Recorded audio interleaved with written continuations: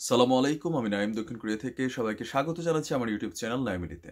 যদি চ্যানেলটা ভালো লাগে তাহলে সাবস্ক্রাইব করে পাশে থাকা বেল আইকনটা ক্লিক করে রাখুন। আর যদি ভালো না লাগে তাহলে দেখতে থাকুন, দেখতে দেখতে ভালো লাগা ভালোবাসা হয়ে যাবে ইনশাল্লাহ। শিক্ষা, শান্তি, প্রগতি, এই তিনটে স্লোগান যেই দলের মূলনীতি তার নাম হচ্ছে বাংলাদেশ ছাত্রলীগ। বাংলাদেশ ছাত্রলীগ আপনার বঙ্গবন্ধুর হাতে গড়ে ওঠা একটা প্রতিষ্ঠান, যে প্রতিষ্ঠানের মূল টার্গেট বা দায়িত্ব বা কাজ ছিল যে ভার্সিটি লেভেলে বা ইউনিভার্সিটি লেভেলে অথবা আপনার যে কোনো শিক্ষা প্রতিষ্ঠানে যে ছাত্ররা পড়াশোনা করেন তাদের সার্বিক উন্নতি বা ফেসিলিটিস বা তাদের সমস্যাগুলো দেখা, বা আপনার ইউনিভার্সিটির যে সংশ্লিষ্ট কমিটি আছে তাদের সাথে আলোচনা করে সেগুলোর সমাধান করা এই ছাত্রলীগের আসলে প্রতিষ্ঠার মূল নীতিটা ছিল। বা বাংলাদেশে যে ছাত্র সংগঠনগুলো আছে প্রত্যেকটা ছাত্র সংগঠনের কিন্তু প্রতিষ্ঠার মূলনীতির জায়গাটা এটা। কিন্তু বিভিন্ন সময়ে আপনার আমার এই চ্যানেলটা অনেকে ধরেন, বিভিন্ন সময়ে এই ছাত্র সংগঠনগুলা আপনার নানান রকম কাজে তাদের দলকে পচানোর জন্য, দলকে সাধারণ মানুষের কাছে নষ্ট করার জন্য নানান মুখে আপনার এই কর্মকাণ্ড পরিচালনা করে থাকেন। তো কথা বলছিলাম বাংলাদেশের আলোচিত এক এলাকা নারায়ণগঞ্জ, যেটা আপনার আওয়ামী লীগের ঘাঁটি বা বেশ কয়েকটা কারণে নারায়ণগঞ্জ আপনার খুবই পরিচিত, আর আরেকজন বিশেষ ব্যক্তির কারণে শামীম ওসমানের কারণে। তো নারায়ণগঞ্জের রূপগঞ্জে আপনার এই ছাত্রলীগের কয়েকজন কর্মী, এর মধ্যে একজন প্রধান হচ্ছেন তারাবু পৌরসভা ছাত্রলীগের সহসভাপতি আবু নাহিয়ান, মনে হয় ওনার নাম সোহান, ডাক নাম হচ্ছে সোহান, আবু সুফিয়ান সোহান মেবি তার নাম। আর পাশাপাশি আরো দুইজন ছাত্রলীগেরই কর্মী, তাদের নাম হচ্ছে বাদল, তৌসিফ, তৌসিফ এবং আফজাল। বাদল মিয়ার ছেলে তৌসিফ, আর আফজালের বাবা মারা গেছে, এই কারণে ওনার নামটা আমি এখানে আনলাম না। তো মেইন ঘটনা হলো যে আপনার ওই রূপগঞ্জ এলাকার গন্ধরপুর একটা হয়তো এরিয়া আছে, যারা ওইখানে আছেন চিনেন।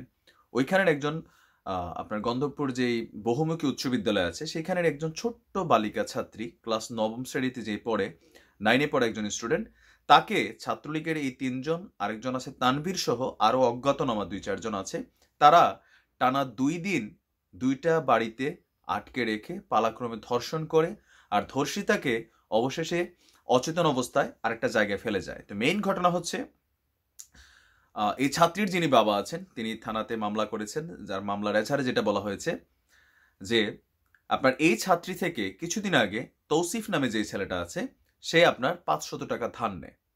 500 টাকা ধার নেয়, যেহেতু একই এলাকার, তো কোথাও না কোথাও হয়তো কমিউনিকেশন আছে, যেভাবে হোক 500 টাকা ধার নিছে। এখন এখানে একটা প্রশ্ন হচ্ছে ছাত্রীর কাছ থেকে কেন ধার নিছে বা সেই কেন দিছে, কারণ অনেকগুলো ঘটনার পিছনে আরো ঘটনা থাকে। তো যাই হোক 500 টাকা ধার নিয়েছে, এই টাকাটা ফেরত দেবে বলে সে রূপগঞ্জ এলাকার আর গন্ধরপুর এলাকার যে বাস স্ট্যান্ড আছে মেবি সেইখানে ছাত্রীকে যেতে বলে। এটা হচ্ছে আপনার 8ই জানুয়ারির ঘটনা। বা তো যাওয়ার পরে সন্ধ্যার কাছাকাছি সময় ছিল, তো এই ছাত্রীটা একা কেন গেছে এখানে নানান প্রশ্ন আছে, তারপর আমি ওদিকে যাচ্ছি না। যাই হোক ওইখানে গেছে, যাওয়ার পরে এই তৌসিফ, আফজাল এবং তারাবু পৌরসভা ছাত্রলীগের সহসভাপতি যিনি আপনার সে সোহান, এই 3জন মিলে, আর তানভীর 4জন সহ আরো 2জন, 6জন মিলে একটা মাইক্রোবাসে করে ছাত্রীটাকে তুলে নিয়ে যায়।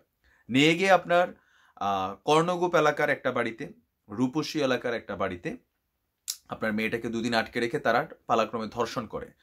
তো ধর্ষণ করার ফলে ছাত্রীর অবস্থা যখন খারাপ হয়ে যায় তখন তারা আপনার সিদ্ধিরগঞ্জ এলাকার মৌচাক এলাকায় এই অচেতন অবস্থায় ধর্ষিত ছাত্রীকে ফেলে তারা পালিয়ে যান।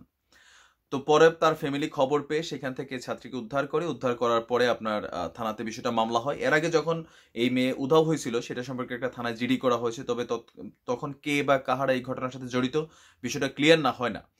তো মামলার পরবর্তী সময় পুলিশের অ্যাকশন খুব স্ট্রং ছিল, আমি ধন্যবাদ জানাই, কারণ অনেক ক্ষেত্রে আপনার দেখা গেছে যখন ক্ষমতাসীন দলের কোনো নেতা কর্মী বা কোনো অঙ্গ সংগঠন জড়িত থাকে পুলিশ আইনত আপনার খুব বেশি অ্যাক্টিভিটি দেখায় না। বাট এখানে যিনি আছেন আপনার এই রূপগঞ্জ এলাকার যিনি ওসি সাহেব আছেন রফিকুল হক, তাকে আমি ধন্যবাদ জানাই যে এই বাদীর পিতা, এই মেয়ের পিতা যখন আপনার মামলাটা করে, তো তার মুখের স্টেটমেন্ট থেকেই ওই শনিবার রাতেই আপনার দিবাগত রাতে তৌসিফ এবং আফজালকে পুলিশ প্রথমে অ্যারেস্ট করে 10ই জানুয়ারি, আর 11ই জানুয়ারি তাদের স্টেটমেন্ট থেকে তারা পৌরসভার যে ছাত্রলীগের সহসভাপতি যিনি আছেন তাকে সোহানকেও পুলিশ অ্যারেস্ট করে। আর এখানে যিনি আছেন এই রূপগঞ্জ এলাকার যিনি শিক্ষা অফিসার আছেন বা ইউএনও সহ মমতাজ বেগম, তিনি বলেছেন যে অপরাধীরা যেই দলেরই হোক তাদের বিচার যাতে নিশ্চিত হয় এই ব্যাপারে তিনি পুলিশ সুপার সহ আপনার ডিসি সাহেবের সাথে তিনি কথা বলবেন, আর যাতে অপরাধীরা প্রকৃত শাস্তি পায় সেটার জন্য তিনি সর্বোচ্চ চেষ্টা করবেন। প্রশ্ন হচ্ছে এখন কেন আসলে এই আলোচনাগুলো আমি মাঝে মাঝে সামনে আনি। এই মুহূর্তে বাংলাদেশের ছাত্রলীগের নাম শুনলে সাধারণ মানুষের মধ্যে খুবই অ্যালার্জি ফিল হয়, আমারও হয়। তার মানে কি বাংলাদেশ ছাত্রলীগ খারাপ? অবশ্যই না। প্রত্যেকটা দলের মধ্যেই কিছু আপনার এরকম হাইব্রিড টাইপের মানুষ আছে যারা দলের নাম ভাঙায় বা বিভিন্ন সময়ে তারা দলের মধ্যে জায়গা নিয়ে দলের নামকে ব্যবহার করে, ক্ষমতাকে অপব্যবহার করে নানান ধরনের অপকর্মে জড়িয়ে গেছে। তো অতীতের সকল রেকর্ড ভেঙে এই ক্ষমতার মধ্যে আওয়ামী লীগের এই যে অঙ্গ সংগঠন ছাত্রলীগ, তারা সবচেয়ে বেশি কিন্তু আপনার আগাই গেছে। বিশেষ করে গত 10 বছরে বাংলাদেশে যতগুলা বড় ধরনের টেন্ডারবাজি, মাস্তানি, ভার্সিটি লেভেলে ধরেন শিক্ষকদের সাথে অপমানিত করা, শিক্ষকদের মারধর করা, তারপর হচ্ছে দুর্নীতি। আপনি দেখেন ছাত্রলীগের কেন্দ্রীয় কমিটির যিনি ছিলেন রাব্বানী এবং শোভন, তাদেরকে কিন্তু সরাসরি প্রধানমন্ত্রী শেখ হাসিনা কিন্তু বরখাস্ত করেছেন। দুর্নীতির লেভেলটা যখন ওই লেভেলে যায় তখন এরকম ঘটনা ঘটে। তারপরে বিভিন্ন সময়ে অন্যদেরকে যখন আইনত সঠিক একটা শাস্তি দেওয়ার চেষ্টা করেন, কিন্তু এই ছাত্রলীগকে কেন জানি দমানো যাচ্ছে না। আমার মনে হয় যে এখানে দেখার বিষয়, যেমন আমি আমার এলাকার একটু উদাহরণ দিই।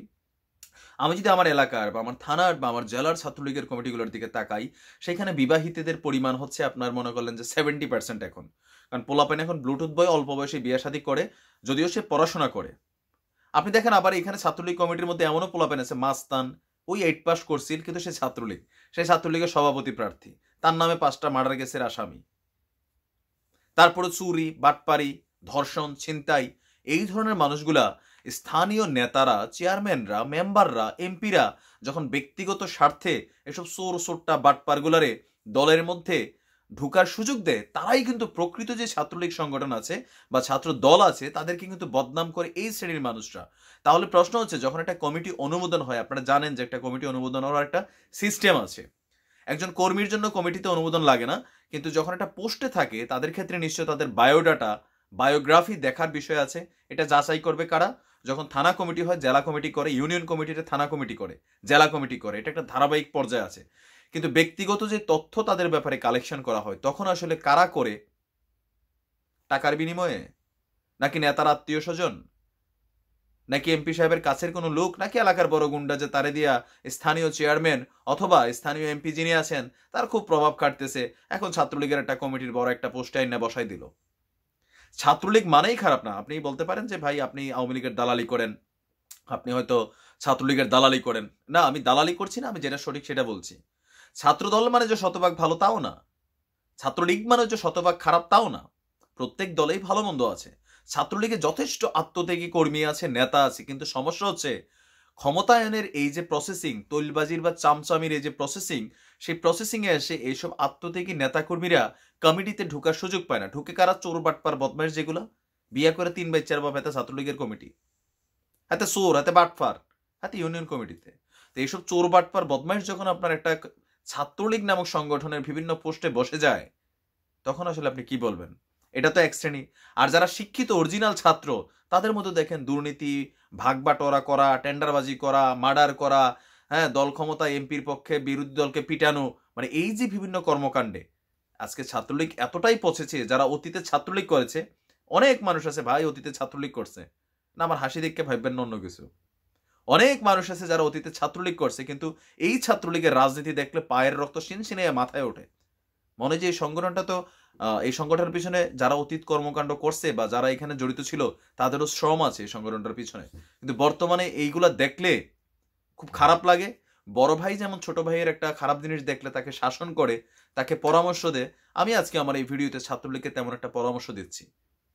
ছাত্রলীগের যে টার্গেট ছিল সেটাকে বাইর করে আইন না এই যে অপকর্ম করতেছেন, এটা মনে রাখা উচিত। আওয়ামী লীগ গভর্নমেন্ট সারা জীবন ক্ষমতায় থাকবে না। টুডে টুমরো আওয়ামী লীগ কিন্তু ক্ষমতা থেকে সরবে, এখানে বিএনপি আসবে বা জামায়াত আসবে। আপনার মনে রাখা উচিত, আজকে ক্ষমতা পাই আপনি যে আউলাইন না পুঁটি মাছের মতো লাফাইতেছেন, যদি একবার ছকের পাশা চেঞ্জ হয় আপনি বাড়িতেও ঘুমাইতে পারবেন না। একদম সোজা ক্রস ফায়ার কইরা আপনারা কিন্তু মানে লাশটাও খুঁজে পাবে না মানুষ, আপনার লাশটা দাফন করার সুযোগ হবে না। ক্ষমতার যারা অপব্যবহার করছেন, ছাত্রলীগের অসংখ্য নেতাকর্মী আছেন এরকম, বাট পাশাপাশি কিছু ভালো মানুষও আছেন ছাত্রলীগে যারা দলটাকে ভালোবাসে, দলের জন্য শ্রম দিয়েছিল, তাদের খারাপ লাগে এগুলো দেখলে। তো যাই হোক, আমি আশা করবো এটার ব্যাপারে প্রশাসন অন্তত দলীয় সিদ্ধান্তের বাইরে অথবা দলীয় ভালোবাসার বাইরে গিয়ে অরিজিনালি একজন ধর্ষণের যে শাস্তি হয়, এই দেশে ধর্ষণের শাস্তি নেই, কি কমো ভাই, বুঝালন। আজ এই পর্যন্তই, ভালো থাকুন, আসসালামু আলাইকুম রহমতুল্লাহ।